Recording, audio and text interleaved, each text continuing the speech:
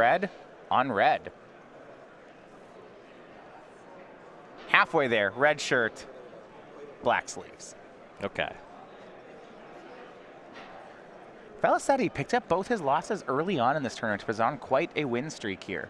Had to win consecutive rounds to make it into day two. Now picking up a win in the first match of Sunday as well.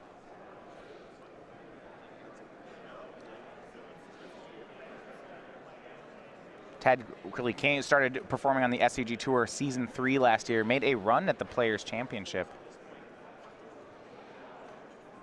Ended up not making it. But you see right now, number 3 on our leaderboard.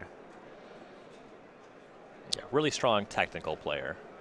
Yeah, and you know, this is the kind of deck I'd expect Ted to be on. Really, his MO is that he plays the good cards and the best deck. I think for this weekend, 4-color control seems pretty good. Starts off on Badlands into Deathrite Shaman. And we had not previously covered Ted playing Legacy, but he has some nice cards. You see the black bordered Badlands there.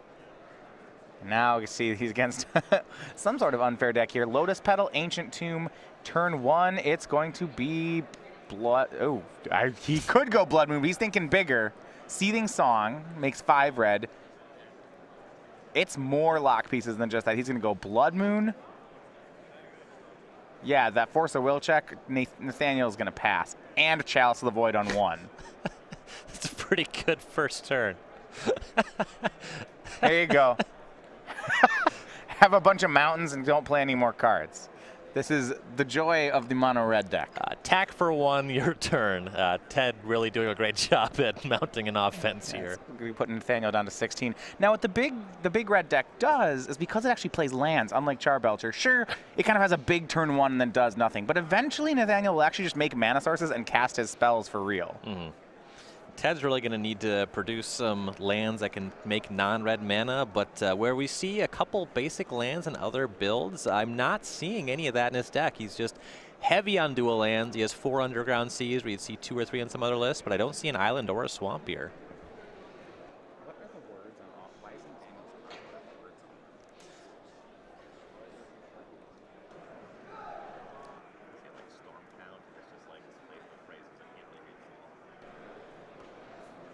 So tries for Sneak Attack. That one's Force of Will. Ted had found one then. Now he's going to go for Godo Bandit Warlord. If you didn't play a lot of Kamigawa block constructed or Commander, may not have seen this card. This was the original Stoneforge Mystic. Red and 5, 3/3, tutor for an equipment. Yeah, you see, he had to use Seething Song to play and to get up to it. Those 2 mana lands are just mountains thanks to the multiple Blood Moons that Nathaniel's cast. Godo also has the built-in ability to give you another combat step if it's able to attack for the first time a turn. He untaps himself and all your Samurai. Ted casts the only spell that he has access to given this Blood Moon, Lightning Bolt to take care of Godo, but that Batter Skull is likely to close this game out on its own. So I'm wondering here, Ryan, Godo is not a Samurai. He's a Barbarian. Why is he untapping my Samurai? You know, sometimes you make strange bedfellows when you're fighting a war. They were, after all, the conflict was not bandits versus samurai. No, it was humans versus Kami spirits. War. Yeah. Yeah. And because Ted was never at any point here able to get a land into the graveyard, his first land of the game was Badlands. So it means this Deathrite Shaman that he put into play doesn't have any fuel. I suppose there was a point at which maybe Ted could have started building up lands cards to hand size and discarding lands to his Deathrite Shaman. I know that's horrible. I don't know if there's another way for him to make colored mana. Realistically, to cast a lot of the spells that he needs to cast, he needs to first use a Deathrite Shaman to cast a second Deathrite Shaman to really get access to enough material to really play the game. And Nathaniel Red takes the first game. The turn 1 double lock piece draw, too much for Felicetti to overcome, and eventually a Batter Skull finishes the job. 1-0 for Mono Red. All right, so almost as importantly as we look at their sideboards for Ted is not just going to be what cards he boards in, but now that he knows his matchup, he can be much more intelligent about mulliganing. Yes, and also leading on those early fetch lands. Unfortunately, again, Ted cannot search for basic lands, so he really needs to fight over Blood Moon very aggressively. Yeah, 4 copies of Blood Moon in Nathaniel's deck. No copies of Magus of the Moon, so it's not Imperial Painter level of trying to cheese out your opponent? Well, it is, but just in a lot of different ways. Post sideboard, he goes a little heavier on Blood Moon effects. You see 2 Magus of the Moon in the sideboard, though. All right, so on Nathaniel's side, I guess we'll start there. Do you think he brings those in? He's got different block pieces, and this is pretty common. So 3 Trinispheres and 2 Magus of the Moons. He can go for those. He has cards like Sudden Shock, Sulfur Elemental, Ingot Chewer, Boil. These are for different those are for, imagine, other matchups. His sideboard is actually, there's a lot of cards, you see a lot of modern sideboards that are specifically for certain matchups. The Trinispheres are going to be for your Storm combo kind of matchups. The Sudden Shocks are going to be more for Infect. You might see them come in here just to deal with Deathrite Shaman to make your Blood Moons even more effective. More Magus than the Moon seems reasonable, seeing how many dual lands you saw. You don't necessarily know how many basics your opponent has, so maybe you stay away from these.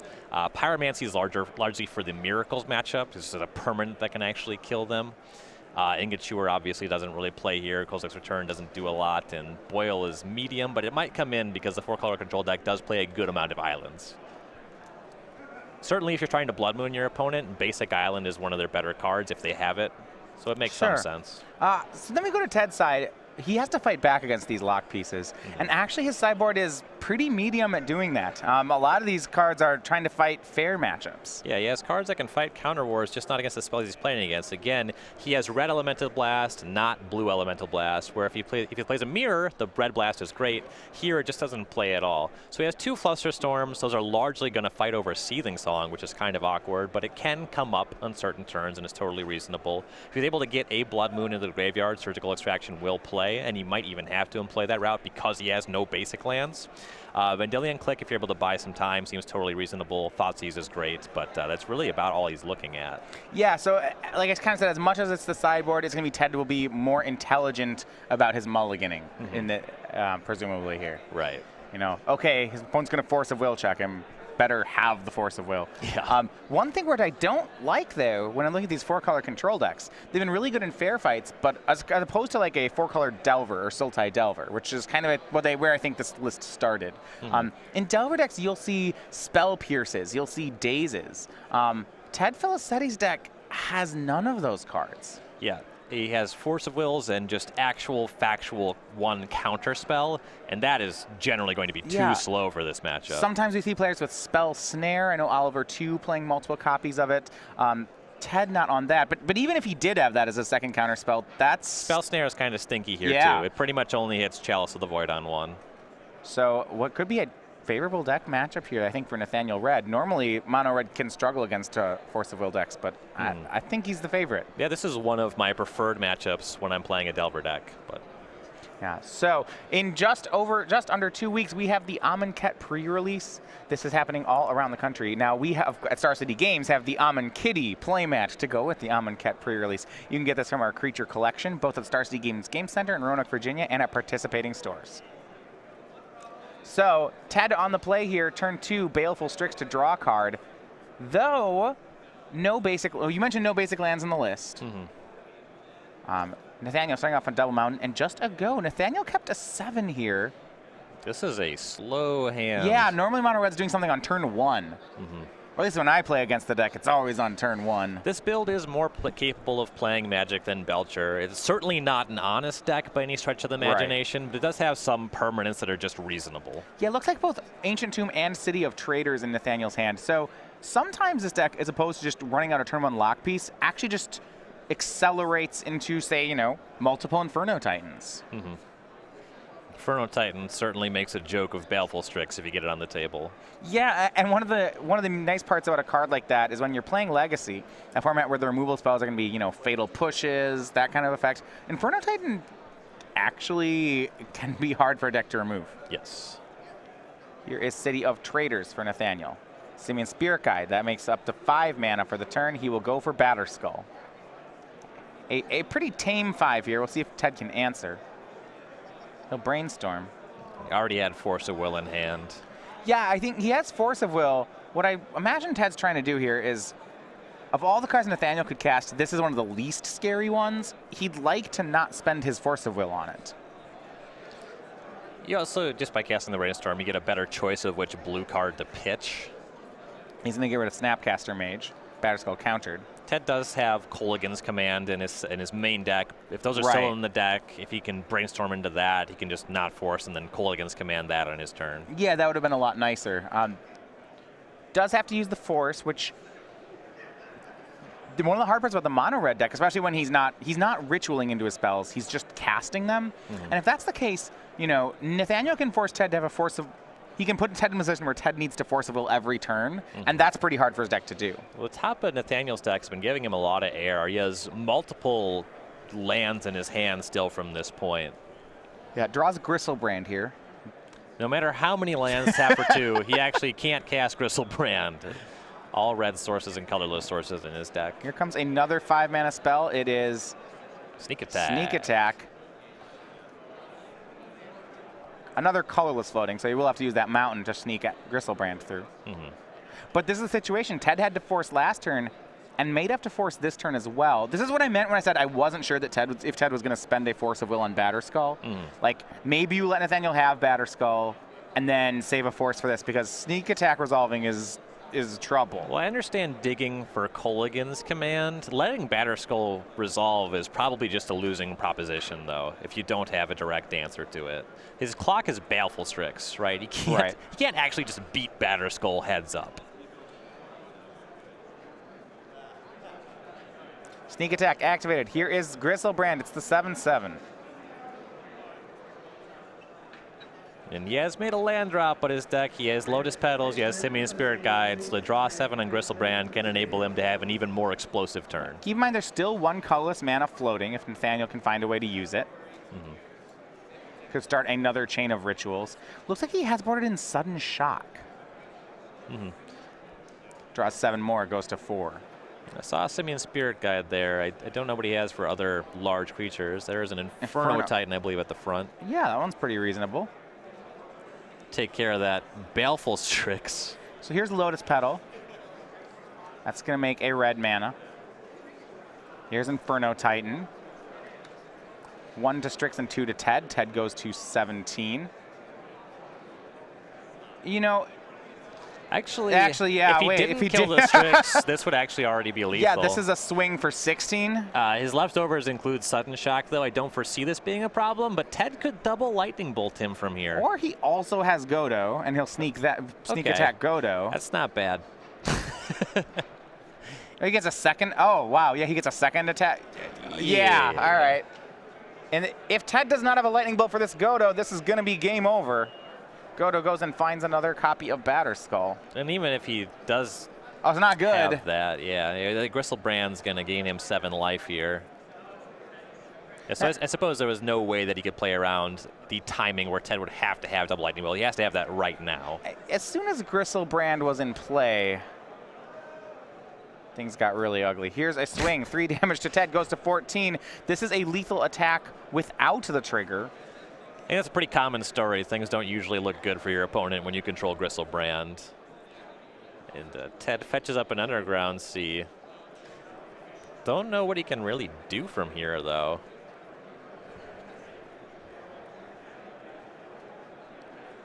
I think he might have a Dismember in his hand. So in theory, well, no, that doesn't really do enough. He's just too dead to leverage that card effectively.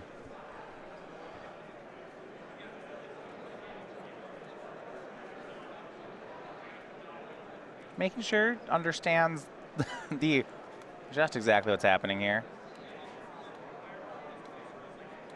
So you see Dismember in Ted's hand. He might be able to survive this. I don't even know that he can survive this turn. Given the third threat, he just can't. You see Abrupt Decay, Dismember, Snapcaster Mage. These cards are far too fair for the board we're looking at. Yeah, it was a slow start for Nathaniel, but he didn't really have to worry about it. The thing about the 4-color control deck is its clock is so anemic that Nathaniel has some time to draw into gas. Well, I mean, we see that with 4-color and Miracles, right? Both of them have very slow clocks. Now, Miracles has a lock, and that can work against can work against this kind of strategy, but this, Snapcaster Mage flashed into play as a blocker.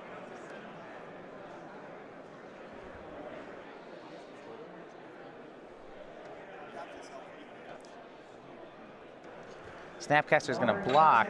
Dismember is going to be cast on Godo. But Nathaniel's going to get another attack here, right? Well, only the Godo untapped. So the Inferno Titan and the Gristlebrand, they won't be able to attack again. So he has another attack step, nothing he can do with it.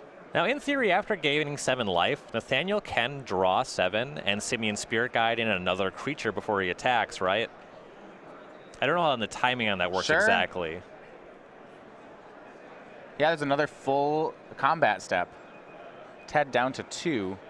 He also just still has that sudden shock in his hand, so if he just has access to 2 more mana, which if he gets another turn, he will anyway. Or he can just say go. Yeah. I mean, he's not gonna. Doesn't have to do anything fancy. No, but he's gonna get fancy. He has to have 7 more cards, down to 4.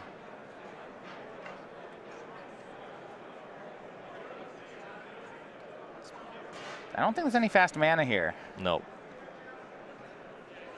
Ted cannot bolt, snap, bolt. Well. So that draw 7 that does put Nathaniel dead to double lightning bolt here. Ted has to have it right now. He's dead on the following turn to the Batterskull and the sudden shock. Everything. Yeah. Something else off the sneak attack. He's just very dead. I think this is a little flashy, right? You see, he's going to go ahead and chalice on 0. Nathaniel probably didn't need to draw 7 more here. No, I don't think Ted can untap and win. Right. From 11 life. I guess it depends whether or not Nathaniel had the threats to, I don't even know. I was going to say to make a repeat sneak attack. We go to Ted. He's got Brainstorm, Ponder, and Abrupt Decay. He can decay the Germ token. Well, Ted has to find a red source and 2 lightning bolts. Kolaghan's Command. That's 1 red card. He needs 2. Or so he could blow up the Batterskull and 2 Nathaniel, and then he's close. Mm-hmm. He's almost certainly dead. He can, well, yeah, the lightning bolt already has to be there in that selection. He just doesn't have the mana to cast Kolaghan's Command and another draw spell because he only gets 1 more land drop. So he can't keep these 3 cards and win the game, right? I think he has to take fetch land, crack fetch, Brainstorm, and hope it's 2 lightning bolts exactly. Sure. Of which he plays exactly 2. So you're saying there's a chance? Yeah. Assuming both of those lightning bolts are still in his deck. Yeah, you can also just take Kolaghan's Command and hope that Nathaniel's out of stuff. Well, Nathaniel drew 21 extra cards on the previous turn. Probably not out of creatures. Nathaniel's deck plays 15 creatures. I remember at this point, you could even put Simian Spirit Guide in through a sneak attack and it would be lethal. Well, Ted fetched for a non-red mana source, so we can't Brainstorm into lethal damage anymore. Yeah, Nathaniel has the sudden shock in hand, which we know about. So if he gets to untap, the game will be over. Ted Brainstorms. Well, it's all garbage anyway. Couple lands and another Brainstorm. Puts 2 back, fires off that. 1 more Brainstorm, looks 1 deeper. Not going to get there. Going to find him a Vendilion Click. Yep, can't even cast that one anymore.